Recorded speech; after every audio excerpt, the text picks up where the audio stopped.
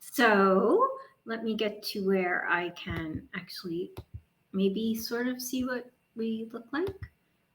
Okay, I think we're here. So we Yeah. actually do have some viewers. Are you doing okay? I think so far. Um, She's live. Hi, everyone. She's live. Hello. So Thanks. how do we see what Here when we go. people toggle chat? Oh, toggle chat. Okay, now I can see chat. Wow. Anyway, so we are here. I'm Lisa Bogart. I'm a librarian at North Hudson campus of Hudson County Community College, and I really do love my job. And this is, go ahead, Nani. My name is Diana, and I'm an alumni from HCCC. Yeah. And I just love it here. So Lisa asked me to be here. She's our biggest library fan here at the college. Yeah. We love. So, we've been doing the one read or book in common, The Empress of Salt and Fortune, by, I'm going to mess this up, Ni Vo. And it's a very different book. So it's been interesting. It's out of my comfort zone, but it's been interesting. It's not very long. It's about 120 pages. It's a fantasy book more than anything, and maybe it's more than that. But each chapter starts with a couple of different objects that are near and dear to the heart of whomever is going to be talking or talked about in the chapter. And there's different reasons for it. I mean, some things have value and worth financially, other things are just near and dear to people because of whatever kinds of value they place on. So go ahead, Diana. You talk a little bit. No, I really enjoyed reading the book. First of all, because it's a book in common. I love like a book club vibe when you have like a bunch of people and just can't discuss a book. That's amazing to me.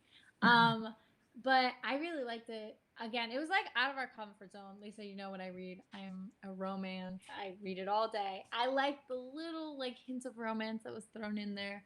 But it was very out of my comfort zone, but it was actually really nice to read because it was only like 120 pages and you're reading and you're like getting a sense of the story. And the world was so beautifully done.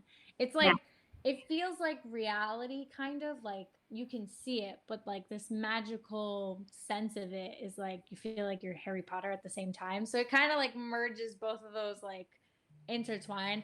I feel like Harry Potter isn't a good description of it, but like the magic of Harry Potter and then like this world that you can just see outside of your door is like so amazing to me. So I really enjoyed it.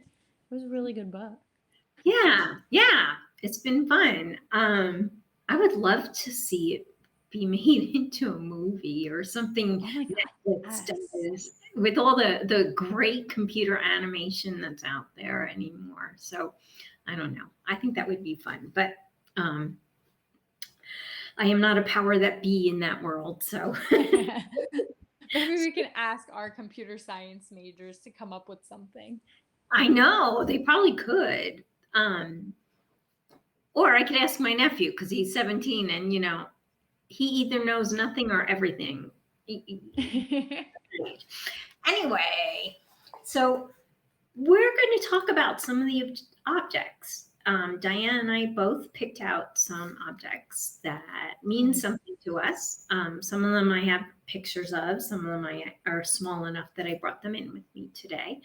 And some of them do have financial value, but most of them have some kind of history or value and meaning to me personally. So those are my kind of items without going into them yet. So Diana, why don't you start and show us one of your items and talk about it. Yeah. Let's see. I couldn't pick one pin, so I brought all the pins. So this is at Disney they do this thing where you collect pins and you can trade with people at the parks and it is the coolest thing on the planet. Exactly. Pins are amazing to me. I love a good pin. But these are actually really, really special to me because my family never really like took trips going like growing up. Like I didn't really, you know how like family vacations every year. So we never really did that growing up because we weren't fortunate enough to. But we were very fortunate 2 years ago, pre-pandemic. Wear your mask. We were very, very fortunate to go to Florida and be able to visit the Disney parks. And when I tell you I was a little child at Disney, I was like, oh my God, it's Minnie Mouse. But I really, really hold these like near and dear to my heart, the pins and the lanyard, because like it's just my sense of like, oh, we went on vacation. Like it was a great memory for me. And some people are like, it's just pins. And I'm like, but it's not. It's something that's so near and dear to me. And each one of these has little meanings. They're all the Disney characters, if you can see them. And they're super cute. And it's just amazing. So and they gave us a really big pin that says first visit. So it just melts my heart because it's a really like nice memory for me of us going to Florida and just relaxing. So yeah, I love it. But Lisa, Yeah, please do show me one of yours. I'm excited to see I yours. will, but I'm excited that you have that. I am not like a big rides person or a theme park person, but there really is just something magical about the Disney park. Oh, And it it's like is. you can't be cynical. You can't be. I don't know. I think you go there, and I've only been to the one in Florida once, back in and and then I lived in California briefly, so I went there several times. And I actually went on the Disney versions of roller coasters, which was a big deal for me. So I know the Disney parks are there's something magical. Oh, it's magical. It's amazing. If Veronica was here, she would give you a whole spiel because Veronica loves Disney. So I that's my know shout she out to does. Veronica. So you start with something travel oriented. So I'm reaching over here and doing All this. right. My I'm very ready. first trip outside the United States occurred when I was a senior in college. We had this thing called J term, which is no longer around, thank goodness, in some ways. But I got to go what was then known as the Soviet Union. And it was very difficult in those days for people to just travel to the Soviet Union. So we had to go through this whole student exchange thing. Um, and it was just, I'm so glad I got to do it. So I have some little trinkets that I brought back from there. So the first one is a matryoshka. Oh my God, I love. So and she is not very well made because it was the Soviet Union, so I never can close it totally. But there's like 7 or 8 little dolls inside of her, and I've got something that I, of course, can't read because it's in the Cyrillic language. Little, instructions about it or explains about how it was made. I have no idea, unless I find somebody someday that speaks Russian, which I'm sure somebody does on this campus. So I also found when I was there these little egg-sized ones. They have about 3 little dolls inside them. They are so cute, and they're a little delicate. They're made out of balsa wood, so it's a soft wood. So there's 3, and they're really cute. And Those are amazing. then I have a couple other little tchotchkes from that trip too, but here's 2 more traditional kind of ones. And then I have this little toy where you spin it back and forth, and the mama bear is washing the baby bear. I would be amused for hours, for actual hours. I would just sit there all day. It's Oh my God, just, I love that. yeah, but that was my very first trip outside of the United States. I hadn't been to Canada, I hadn't been to Mexico, I hadn't even been to Washington, D.C., and I went to Moscow and what was then Leningrad, St. Petersburg. So this brings back a lot of neat memories. And of course, I was That's totally amazing. and I was 20 years old. I was young. No, Lisa, you're still young. You're At super heart. young, Lisa. At heart. Oh yeah, for sure. I love those though. Like it's always amazing having stuff like this because like it just brings back all the memories when you're looking at it. Like the littlest thing. Like I know that I don't have them with me now, but we have. You know how when you go on trips or like the parks, you put like a penny in and it like rolls it out. And it comes out with like wherever you're at, it'll say like Colorado and then like something on it. Right. I love those. I love having them. I collect them, and there's I literally have like a million of them. But it's so nice seeing that because you're like, oh, remember when we did this here and then that there. To me, that's like the best thing in the world. It certainly is. I like that. It's um it has no real true value to anyone except for you. It's got an intrinsic value, and it gets your mind thinking about, oh, remember that time that, and yeah. So when I went here, it was January, and so we had a day that was minus 27 degrees Celsius. Real toasty and wonderful time to go there. That's a great vacation if I've ever heard one. It really wasn't a vacation. It was not easy. It was not an easy travel, but compared to people who lived there then, we were luxurious and we were Americans, so of course we got treated much differently. So, your turn. Okay, so I wear tons of jewelry and they all have their own little meaning, the little special meaning. But I have this ring right here. Yeah. This is my high school, ignore my nails, my high school graduation ring because I don't like those chunky little ones. But I got this like as a Sweet 16 present because I never really had a Sweet 16. So that reminds me that I never had one. But this actually has like a really special meaning to me because the actual trouble that I ran through when I lost this was quite frankly the funniest thing to me. And it's like the best memory I've had in my life. It's a pretty penny, but I just every time I look at this, I don't think that's like, oh, it's jewelry, like whatever. I think of the story of me and my friends. We have a carnival here in my town. Every once in a while, it comes up, and I went on a ride, and I had my ring on when I got on, and then when I got off, it was not on my finger anymore. So me and my friends frantically searching everywhere. And then it was like muddy and raining, and everyone was falling everywhere. And it was just like the actual memory that I laugh every time I even look at this ring. And every once in a while, I'll send a picture of it to my friends. I'll be like, hey guys, remember? And everyone just laughs. Thankfully, I found it. Oh my God. But but it really just brings me amazing memories.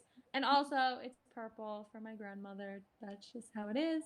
And it's like something again so small that holds so much meaning and is so like near and dear to my heart.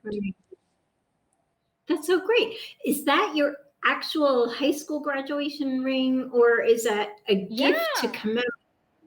Oh, Yeah, so that we is have the options here. I cool. believe it's Jostens that makes like those like regular class rings. I don't Right. like those because I'm extra if you didn't know. So I saw this when I was like, oh, this is pretty. So it has like my school year on the inside. You probably can't see it. Maybe Oh, you can. And then on the other side it has my name. okay. And yeah. And then Oh, this it's I have pretty. now, so it doesn't slip off my finger like it Smart did move. before. Again, small thing makes a huge impact. No, I agree. In fact, you just reminded me because I wear it all the time. I too, whoops, I have to push it. I forget that. This is a signet ring, and you can't really Mhm. see it very well, but so it's onyx, square on gold, and Yeah. on it it's carved in, and it's the seal of my undergraduate school. And you can take it, and it's the seal is carved in backwards, and you can take it and drip a little wax over something and put it down, and you have the seal. So it's a very unique ring for a college, for any type of a school. So I kind of call it. There used to be this cartoon on, and I mean I was an adult by the time it was on, but it was called Wonder Twins, and the Wonder Twins used to reunite with. Get their powers started when they touched their rings together. So I always call this my Wonder Twins ring, which is so silly. But it's because if you think you know somebody, and it was much easier when I was younger, and we didn't have the gray hair and things out. And we did. I'd run into people in the city a lot, or you'd never know, or you would just see that ring and go, "Oh, did you? Are you?" And it was like, you just suddenly had these connections. And so yes, and yes, like you said, this ring is super expensive now. It was not cheap then, and for some reason I got it in my head that I was going to pay for it, which I did, as a college student, because I'm not entirely sure what my reasoning was, but there was something about, I had worked so hard in so many ways to be there. I paid for a lot of my own education through grants and loans and et cetera, and working. And I guess that I was like, all right, I've earned it. So I'll just spend more of my own money on this. But it is a very special ring, and I've very seldom have it off of my hand. So thank you for sharing that, because you just brought that to me too. And yes, it has a big special place in my heart, more than it does the financial value of it. So yeah, for sure. Like that's what I'm saying. It's like these little things you're not thinking of in the moment, and then you look back and you're like, wait, like memory unlocked. Like, whoa, like that's so cool. I love that. I really do. yeah, so you did that for me. I do love it. So I'm going to bring up one more thing. This, you can't, of course, it's backwards, is a no, I can see it. Mhm. Okay, a biography of Martin Luther King. And I was given this one Christmas. I had I probably do have a learning disability, but it just was never diagnosed. But I had problems learning how to read. So when I finally had, between school teachers, and I had an aunt who was an elementary school teacher here in Jersey City, and she worked with me one summer. And between all their efforts, thank God I was able to overcome that. And now I'm a librarian. So, but anyway, so this book was given to me one Christmas. Its publication date is 1969. So that fits into probably when I was about 7 years old, which matches with my memory. And it's the first book that I stayed up all night and watched read under the covers with. Me too, Lisa. Me too. Many nights. Many nights. So anybody who's, like a librarian type or a big reader, we've all done that, crawled under the covers with a flashlight when we were kids. And so until we're old enough to buy Kindles that actually have light. Oh yeah, well that's a whole nother story. So here it is. And I have treasured this book. In fact, I got really upset at one point because I couldn't find it. And I kept insisting that my parents had it on their bookshelf someplace. And my mother kept going, no, I don't. So I looked for it, and yeah, it was right there on my bookshelf. It just had gotten buried under something. So yes, so this book, for many reasons. I mean, the subject matter too. It's written for kids, but Martin Luther King. It just I love that. Thank you. Because I feel like everyone always has that book, especially because I used to read The Giving Tree like all the time. That was like my book. I read it like upside down, sideways, like front, back, any kind of like anything. And that for me, that's what I stayed up with like a flashlight at night because again, like I could read, but it wasn't like, I still needed some help. But like the Giving Tree for me, and like the End of the Sidewalk, the one with the poems. Oh, I don't remember. I know Where which the one. Sidewalk Ends. Where the Sidewalk Ends. Yes. Like those two books are what I stayed awake at night reading, and like just like you, like that's what you remember. Oh, I love it. Yeah, yeah. It's really these like objects that are touchstones in your life more than anything. Um, yeah. So do you have anything else to share? I mean, I didn't bring them out because I thought it was gonna be. First of all, I didn't know where I put them, but me and my friend have this inside joke. Wherever we go, we grab rocks, Oh, little fun. rock, big rock, and we have like I have like legit a big storage box just filled with rocks with like date and then the place. So I have a huge, heavy storage box of rocks from everywhere and anywhere. Like we will grab really random objects. We went to like a car show and like a drift car show. There's like a piece Yeah, of tire that melted off, and I have like a piece of tire. So it's like it just reminds us of that. So it was like all these little knickknacks. I wish I could have found yeah. them, but I don't know where it is. But there's random rocks, and then I have like I don't know if you do it as well. Do you collect like sand? Like when you go to the beach, do you have like a thing of sand? I feel like that's my thing. I always steal a little bit of sand, just a little That's bit, and I put it in a bottle, and then you put like the the beach, and then like the year. It's I little don't stuff like that. have any sand. Well, I have sand all over my car during the summer because I am a summer person, so it's always all over my car. But and then I just apologize to people and just say if you're getting into my car during the summer, expect it's going to be a little sandy. But I have a container. It's I don't know. It's a like one of the nicer food container things, and I filled it up over the years with some different really pretty shells that I picked up on the Jersey Shore. So that I have on actually in my bathroom because Yeah. it's just pretty and you know I'm just a you go to the beach and so obviously you love being there and I love being by the water. I love being in the water. So Um, calming. Oh, yeah, and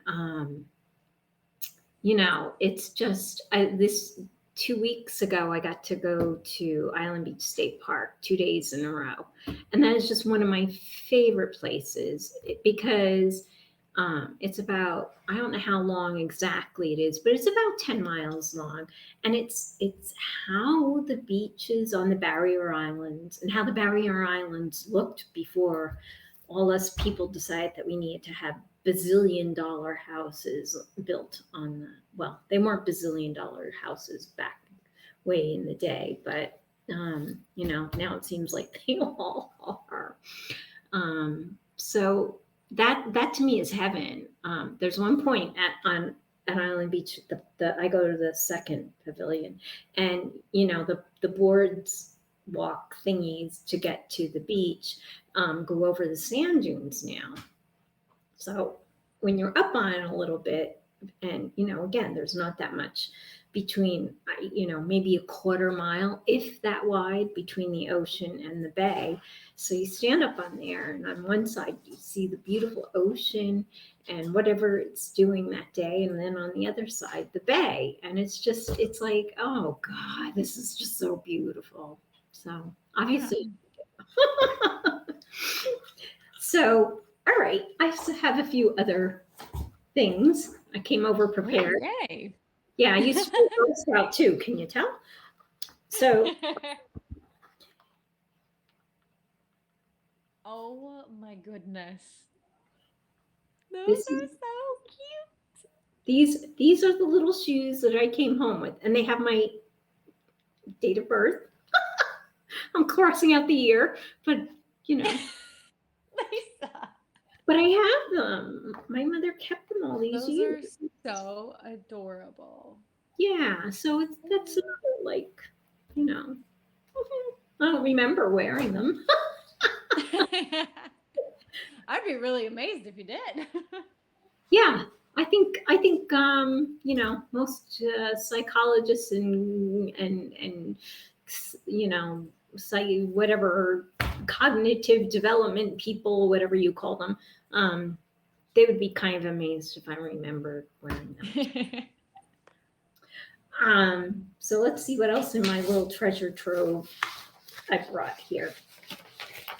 So, oh, okay, so I have pictures of things. So What is that? this is a framed, lawn sign, really, for when you run for political office. And I kind of got talked into running for political office. At the very lowest level, it was Bound Brook, which has got about 10,000 people for town council. And I was on the Obama ticket. Which really actually made me more delighted than anything. I had more pictures of the lawn signs that say Obama and some of the Congress people and the higher ups, and I don't have one picture of this on a lawn anywhere. But anyway, like I said, I kind of got talked into doing this, but I won. So I was on town. Oh my goodness, Lisa! Yes. And so I became the third generation of my family to hold elected office as a Democrat in the state. So that was another bit of importance to me. The other thing was it was a wild ride. So I went from the first year of being, neophyte plebe town council person to the next year being the council president. And then our mayor resigned. So for about 6 or 8 weeks, I was the mayor pro tem. Oh my goodness, how have I never known that Lisa was the mayor? I know. This is I amazing. know. Oh, so I have the best story about you saying that with the mayor. So my beloved nephew, who I talk about all the time because he's just great. He's almost 17 now, but I had him help me come and swear me in, and of course he was bored to tears and couldn't wait to get to the party, and that's great. But when I became mayor pro tem, something hit with him, and I don't know how he knew it, but I was essentially the police director, quote unquote, reported to me in the town. It was very weird. I was like, I don't know anything about this, and I'm not telling you. And we had a really fantastic police director. So I was like, Mike, why are you telling me this? He goes, well, because technically you're my boss right now. I was like, oh. So anyway, Owen comes and says something about there's some kid at school that keeps bugging him and keeps saying, if you're going to do something, I'm going to have you arrested because my dad's a cop. And Owen just, he didn't take stuff sitting down, but he's, for the most part, a polite kid. He turns around after I became mayor pro tem and said, I don't care. Go ahead. My aunt is the boss of the police. I love that. I mean, he was, maybe 7, 8 years old at the time. It was just the best. I would have too. I I would have was said the like- same thing. Yeah, it was like, oh, Owen, you're always such a great kid, and of course in my eyes, because I, have complete objectivity about him. Absolutely. So I just, I was like so endeared to that I was like, wow, you're a smart kid and you're so funny, and I love that you used that on somebody. Like the vibes. It's like, you know how a lot of celebrities' kids are like, like, oh, my mom's in movies, whatever. It's like them going, oh, my mom's actually kind of cool. Like same like energy. You're like, whoa, hold on, I could use this. I know, because, I keep saying I had my 5 minutes of cool in college and that was it.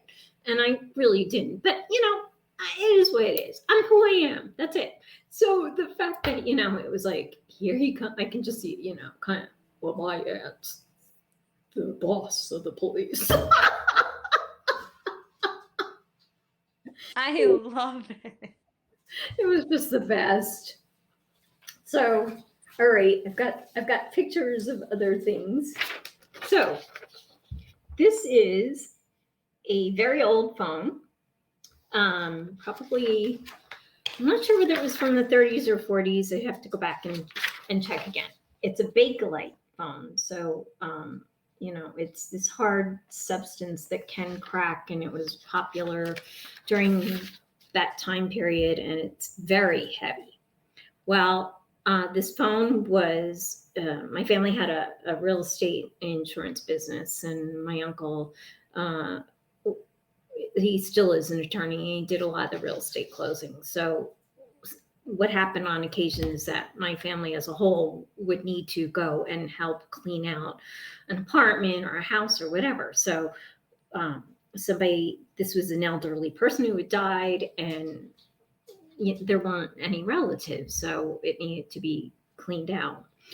This phone was unplugged from the wall working in the 80s. And then I had a friend that was a little bit, better with tinkering with stuff and used to, he knew how to rewire the end of it to plug into the wall when you used to do that with landlines. If anybody knows what landlines still are. And so I do. well, I do too, but that's another story. So I actually had this plugged in and used it. It made this huge ring. It was so noisy. It was hysterical.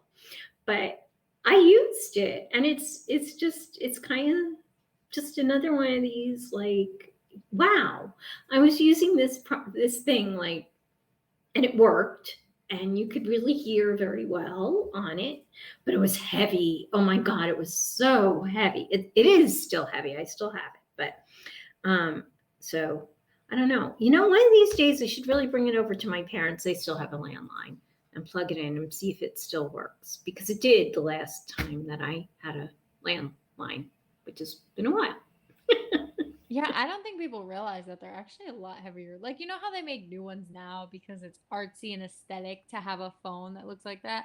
The original ones, like my grandma and grandpa had one, they're nice and heavy. That is like an arm workout. You can just sit there doing this all day and it will hurt. And then you know how you put your phone like this? Yeah, that's not going to work. You're going to have some really nice arms after that.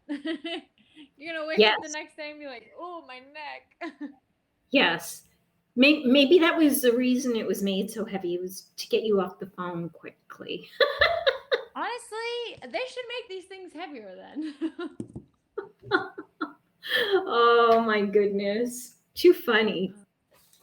So, okay, since I'm on a roll, this is a very bad photograph of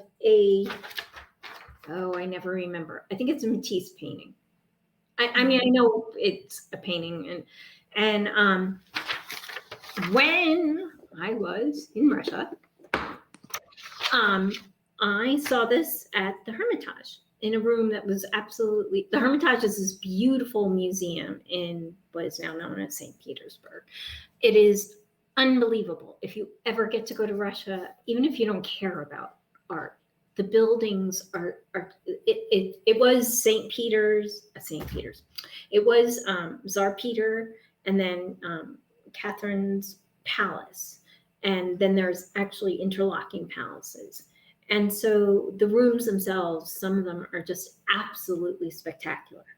But they have spectacular art. And because it's Russia, nothing is ever little. So you go into a room and, we have, 50 Monets. Oh, and there are 50 Picassos, and this is just the Picasso room. I mean, it's like unbelievable. So this painting, before I even went to Russia, I lived with a bunch of art majors, and they had been doing a study on this. And so they were doing charcoal and pencil and whatever else kind of drawings. So I was familiar with this painting. And then I got to see it. It hadn't been out of the Soviet Union in over 50 years at that point. And then a few years later, of course, things before the everything fell apart with communism, things start to break up a little bit, and it called a détente. And this was part of a collection of paintings that came over to the United States in I think it was 86. And of course, it was at the Met in New York. And so there was a mixture of paintings that were, about half came from the USSR, and then the rest were from like London and New York and a few other places. And these paintings like hadn't been together, and this collection of paintings that had come from the Soviet Union hadn't been out of the Soviet Union all these years. So I got to see it, and it's just, I can't. It's a poster. It's just a poster in a nice frame, but again, there's meaning to it for that, because it was like, I got to see it both in the Soviet Union, where people didn't get to see it, and I knew its history before I went, and then anyway, that's just one of No, those. that's really cool.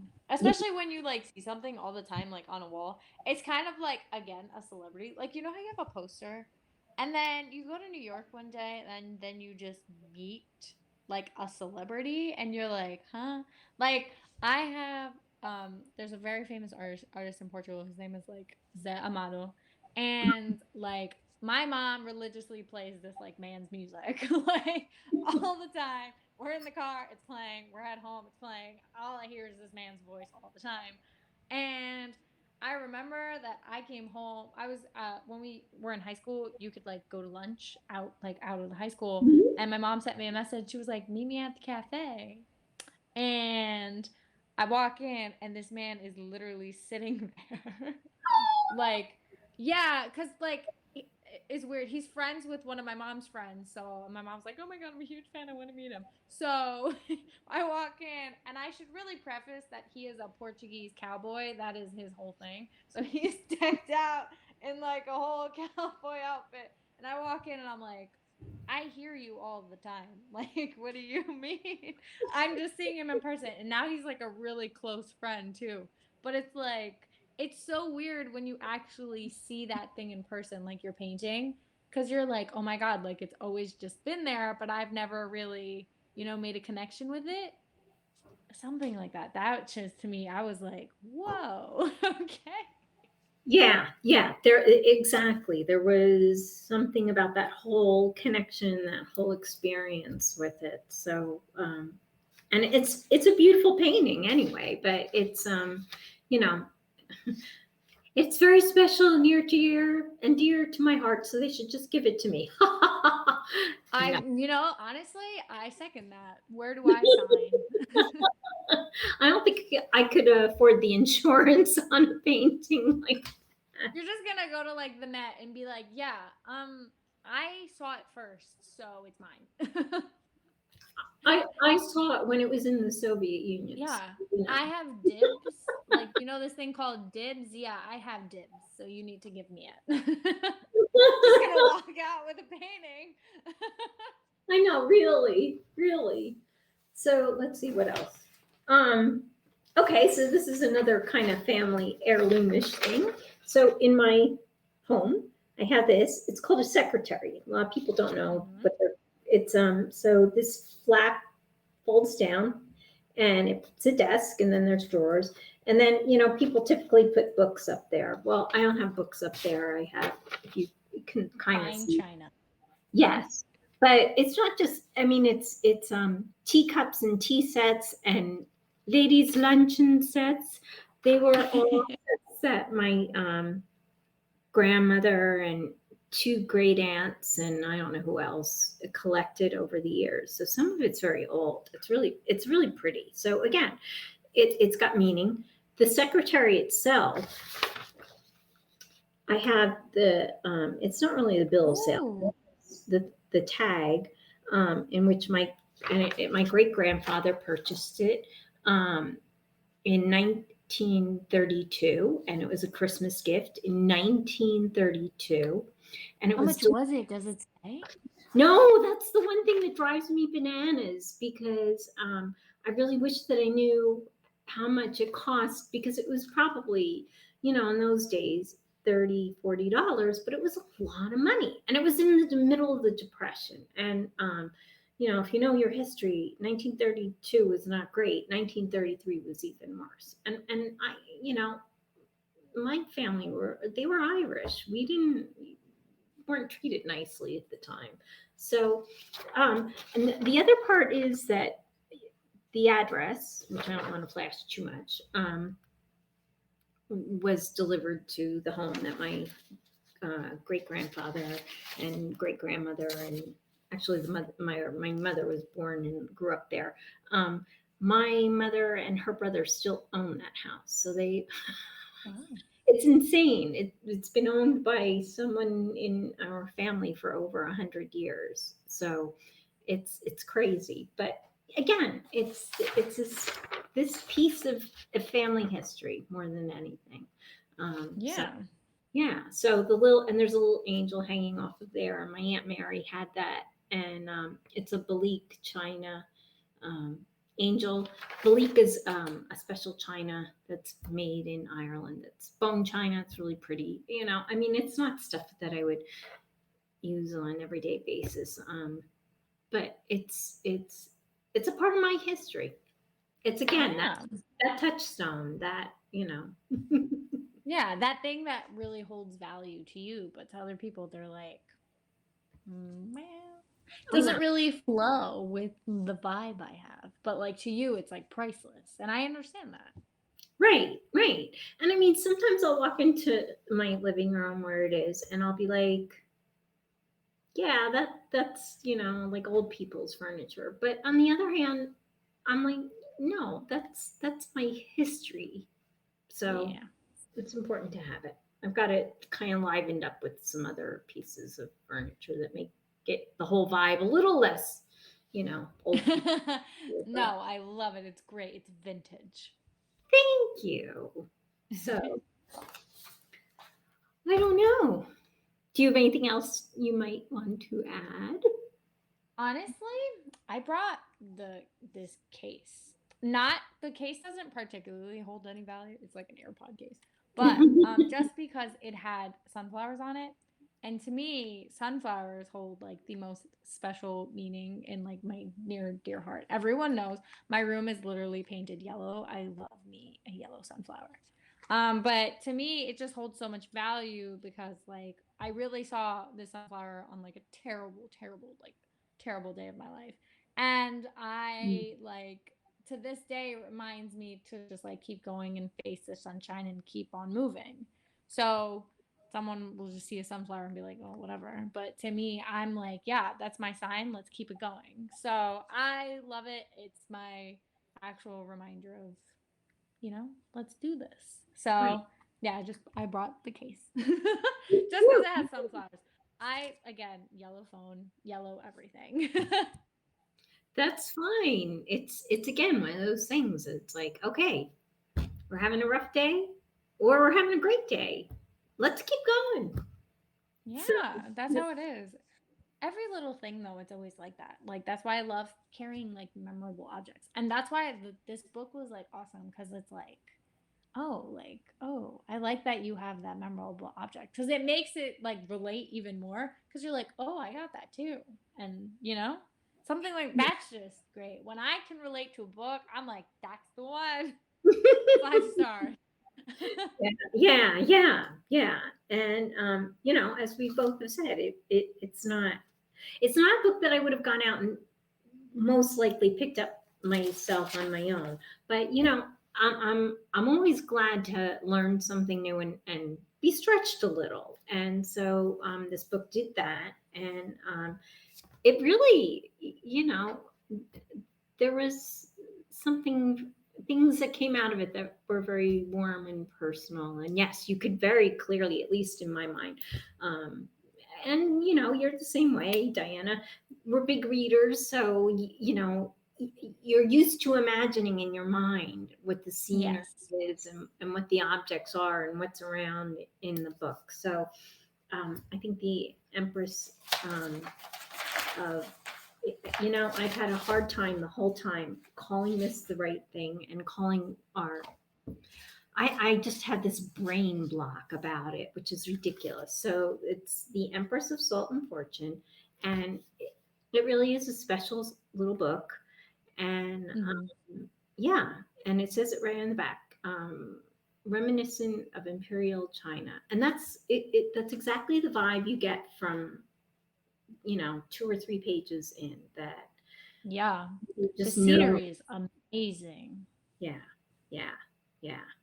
So, and China, which I've never been to, but I've seen numerous pictures of, as have anybody else. I mean, it's a spectacular country and it's huge.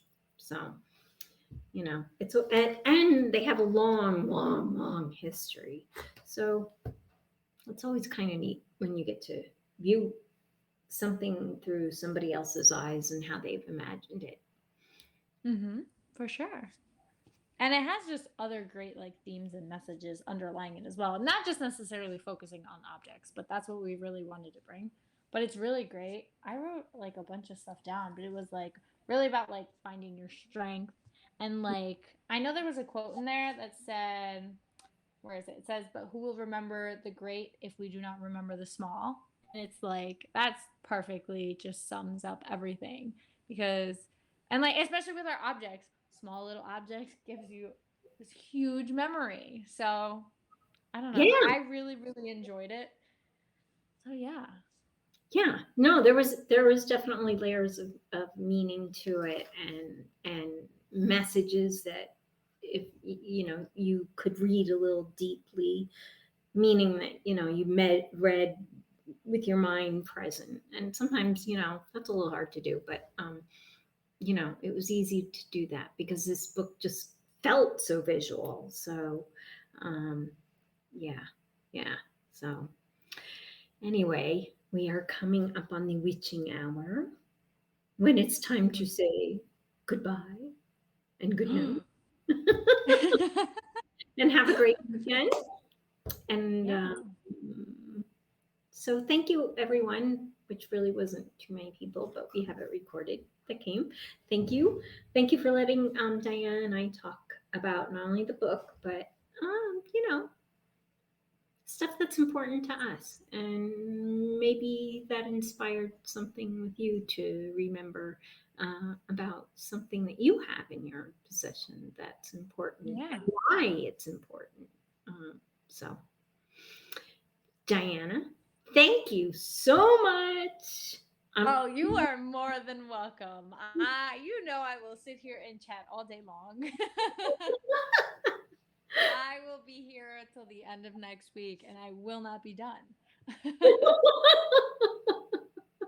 This is true. This is true. You and I could talk books, and I could grab a few of the other librarians and forget it. We would. There's no end to it. Yeah. Everyone has their personal lives to attend to, but you know what? That could wait. Exactly. Who needs food? Who needs sleep? Books. Any case. So thank you very much, and I will. I know I will talk to you and see you soon. And again, thank you so very, very much. Yeah, of course. And everyone, have a great weekend. And I don't know. Tomorrow's supposed to be cooler, but with thunderstorms. So be careful. Don't get hit by lightning. And stay Bring dry. your umbrellas, but stay in. And read. You can read. It's a good day to read. Yes, read. How about you read our amazing book for the book in common? That's right. We still have a few copies, Empress of Salt and Fortune. So, Yep. all righty. Thank you. No Bye. problem.